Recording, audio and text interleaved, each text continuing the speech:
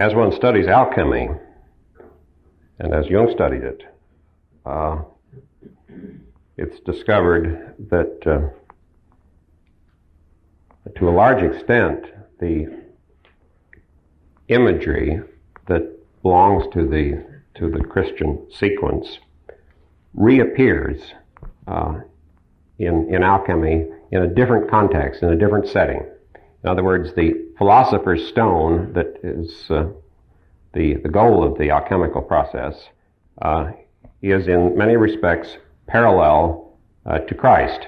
And the ordeal that the materia in the vessel must go through in order to become the philosopher's stone is often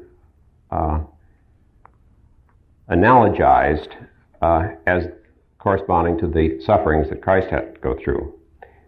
Jung makes clear that this parallelism is not consciously derived. It's not simply a substitution of the Christian imagery put into the alchemical context, but rather it's the fact that the same archetype is constellated in the alchemical transformation process as is at the root of the Christian myth, and therefore the images are bound to be of a similar nature.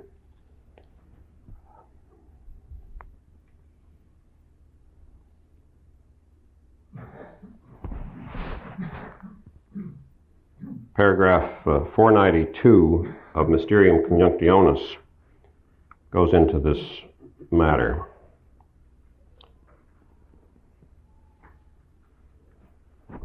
Jung speaks of the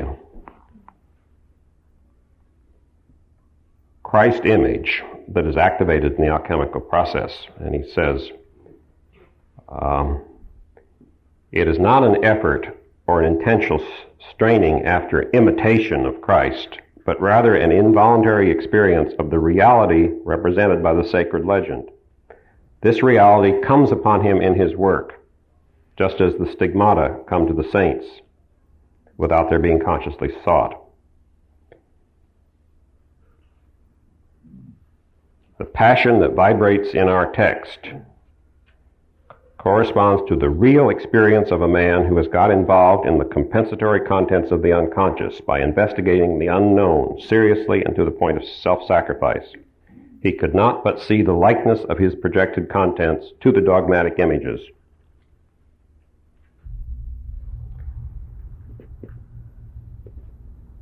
He might have been tempted to assume that his ideas were nothing else than the familiar religious conceptions which he was using in order to explain the chemical procedures. But the texts show clearly that, on the contrary, a real experience of the opus had an increasing tendency to assimilate the dogma or to amplify itself with it. In other words, this idea, here's the crux of it. A real experience of the opus had a tendency to assimilate the dogma.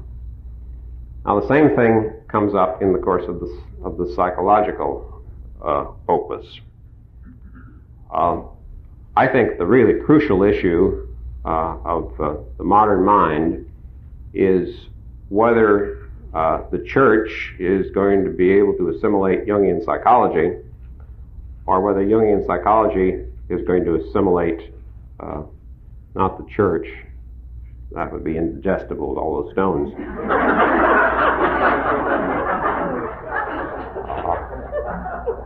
But the imagery that the church rests on. This will not be settled by any matter of opinion. It will be settled by profound organic realities. In the sea, the big fish swallows the little fish. That's the rule of life. And whichever is larger is going to swallow the smaller one. It's not quite clear which is which. My personal opinion is that Jungian psychology is going to swallow the religious imagery, but I can be wrong about that. But that is the issue. When we're talking about assimilation, we're talking about swallowing. And since what we're dealing with is the basic stuff of psychic existence, if the Western psyche is going to survive, and that